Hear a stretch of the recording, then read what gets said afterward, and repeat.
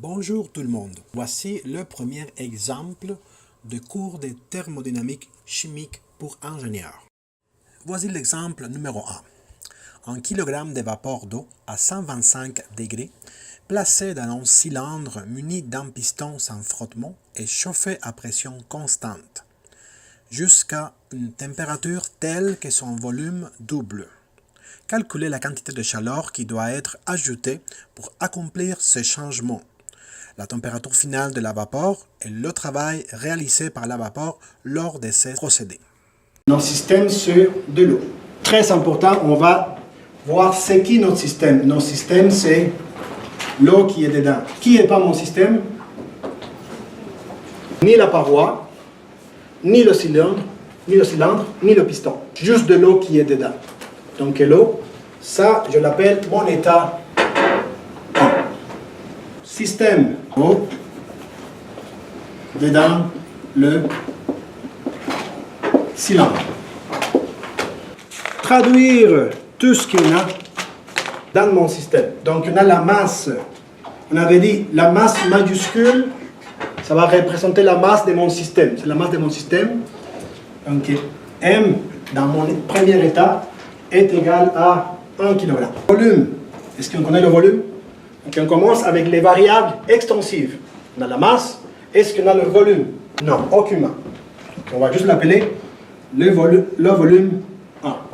Placé dans un cylindre muni d'un piston, voilà le piston, sans frottement. Il est chauffé à pression constante. La pression constante, ça veut dire que la pression qu'il nous donne, c'est la même pression au début et en avant. Propriété, ça veut dire variable d'état. J'ai la pression. P est égale à 100 kPa. La température, 125. Est-ce que je connais d'autres choses? Degré de liberté de Gibbs. Alors on a dit une substance pure, une phase, mon premier état, une phase, une substance pure. Combien de variables j'ai besoin pour que mon système soit bien défini? 2. Combien de propriétés j'ai? 2. Ça veut dire que mon système est défini. Ça veut dire que le degré de liberté est égal à 0. Ça veut dire que tout est connu. Ça veut dire qu'avec ça, je peux connaître tout. Volume spécifique. Je ne connais pas la valeur, mais je le connais. Je peux le chercher. Est-ce que je connais l'énergie interne? Oui, je la connais. Les propriétés, pour l'instant, le plus important, ces deux-là, je les connais. Donc, elles sont connues. Donc, V spécifique 1 et U spécifique 1 sont connus. Parce que mon degré de liberté est égal à 0. État 2. Augmenter le volume. Ça, c'est le but du processus. Et comment on va le faire? On va réchauffer. Donc, on a réchauffé le système. Ça veut dire que mon système n'est pas adiabatique. Mon système c'est un système. Donc, mon système, c'est un système fermé et pas adiabatique. Système fermé, pas adiabatique. Qu'est-ce que j'ai dans mon état 2? Comme le système est fermé, mais je n'ai pas changement de masse. Alors la masse, on ne va pas la calculer, on va la démontrer. Même si c'est évident. Parce que généralement, on fait, quand on résout un problème pas compliqué, mais on le fait comme il faut, après ça, quand on va résoudre des problèmes plus difficiles, ça va nous aider. Je vais faire le bilan et le bilan va me dire que je l'ai. Mais pour l'instant, je ne l'ai pas. Est-ce qu'on a le volume? Oui, j'ai le volume. Je me le dis. Le volume va être le double. Donc le volume de l'état 2, c'est 2 fois le volume 1. Propriété. Quelle propriété j'ai? Le système dit qu'il est chauffé à pression constante. Ma pression est égale à la pression A est égale à 100 kPa. Je ne connais pas la température pour l'instant. C'est quoi le degré de liberté? Pour l'instant est égal à 1. Ça veut dire qu'il me manque quelque chose encore. Donc on fait un diagramme de phase. Quel diagramme on fait? Pression-température, pression-température, pression-volume, pression-enthalpie, pression-énergie interne. On a la pression constante, on a le volume. Ça nous convient. Volume qui est le double. Donc la meilleure façon de le voir, c'est faire représenter ça graphiquement, tous les deux. Donc on fait un diagramme P versus volume spécifique. Donc le diagramme des phases d'une substance pure, pression, volume, pression, enthalpie, pression, peu importe, il y a tout le temps une cloche ici qui va nous distinguer qui est l'état liquide, gaz, liquide vapeur, liquide supercritique, l'isotherme supercritique. Ici, j'ai la pression critique. J'ai mon état 1 et mon état 2. Donc, je vais faire deux isothermes. J'ai la pression et la température, il me dit que c'est la vapeur. Vapeur surchauffée. La vapeur surchauffée. Si j'ai des vapeurs surchauffées et je réchauffe, va continuer à surchauffer, mais plus surchauffer. Ça veut dire que la température va augmenter. Mon premier état, ça veut dire ici. J'ai la pression 1, il y a un volume spécifique 1 que je connais. Et ce diagramme-là, c'est la même chose pour l'énergie interne. C'est mon état 1. Il y a des procédés à pression constante, il y a des procédés à volume constant, il y a des procédés adiabatiques, isothermiques. Ce procédé-là, pour qu'il soit à pression constante, le meilleur modèle, c'est cylindre-piston. Donc il peut bouger librement. Est-ce que ça existe dans la vraie vie? Donc idéalement, le piston va bouger sans aucun empêchement. Donc mon système est à pression constante. Donc si je bouge à pression constante, je bouge en ligne droite. Il faut faire le bilan de masse et le bilan d'énergie.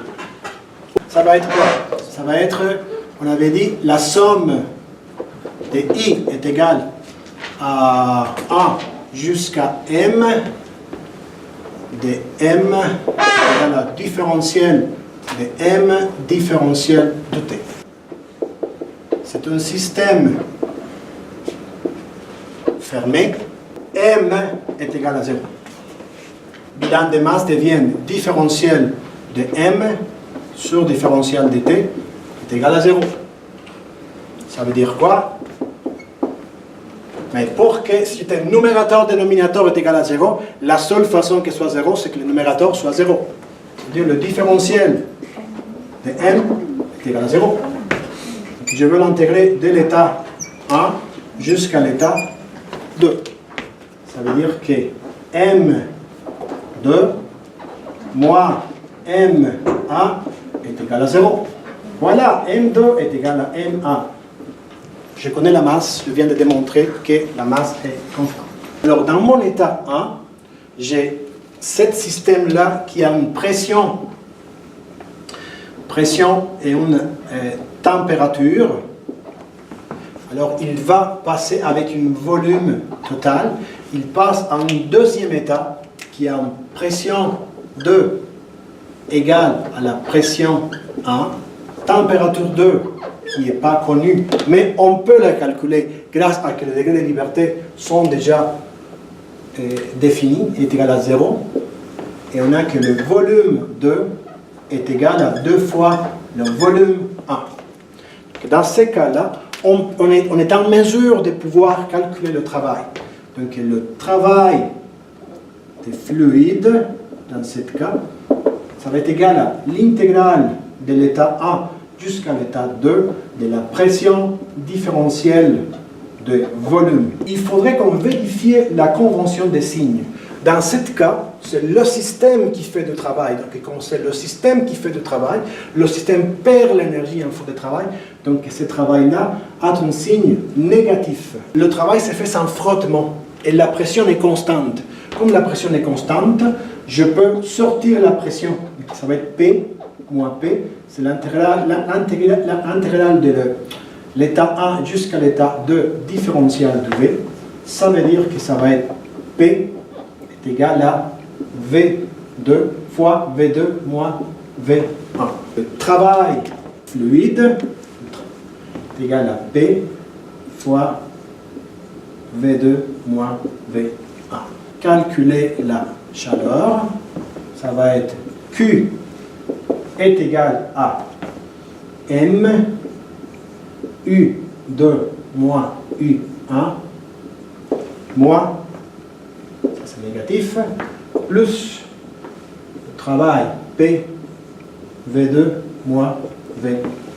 Ici on avait dit que dans mon premier état, on connaît le degré de liberté est égal à 0. Ça veut dire qu'on connaît le volume spécifique et on connaît l'énergie interne spécifique. Dans mon état 2, je ne connaissais pas la masse mais je viens de démontrer que la masse 1 est égale à la masse 2. Alors, le volume de mon deuxième état est égal à 2 fois le volume de mon premier état. Et on sait que dans mon deuxième état, le degré de liberté est égal à 1. Ça veut dire qu'il me manque une propriété pour pouvoir trouver les autres propriétés. Alors, une chose qu'on peut faire, c'est ici, on a une information additionnelle. Le volume du système est égal à 2 fois le volume de départ. Donc, dans ce cas-là, il y a juste à calculer mon volume 1 pour trouver, ça va m'aider à, donc, dans des calculs supplémentaires, donc ici on peut voir que le volume 1 est égal à la masse 1 fois le volume spécifique 1 qui est connu. Alors, de cette façon-là, le volume 2, ça va être égal à la masse, en fait, ça va être égal à la masse 2, volume spécifique 2. Par contre, je sais déjà que le volume 2 est égal à 2 fois le volume 1. Dans ce cas-là, je sais que le volume 2, qui est égal à M2 V2,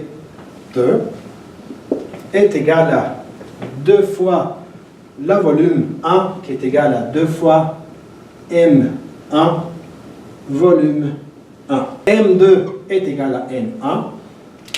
Ça veut dire que V spécifique 2 est égal à 2 fois V spécifique 1. Une fois que j'ai calculé le volume 2, dans mon état 2, je connais le volume spécifique aussi. Parce que mon volume spécifique, ça va être 2 fois le volume spécifique 1. Et maintenant, mes degrés de liberté est égal à 0. Quand mes degrés de liberté est égal à 0, là, je peux calculer, je peux obtenir l'énergie interne et la température du système. Alors, ces deux variables-là, je peux les trouver. Une fois que j'ai calculé le volume 2, dans mon état 2, je connais le volume spécifique aussi. Parce que mon volume spécifique, ça va être 2 fois le volume spécifique 1. Et maintenant, mes degrés de liberté est égal à 0. Quand mes degrés de liberté est égal à 0, là, je peux calculer, je peux obtenir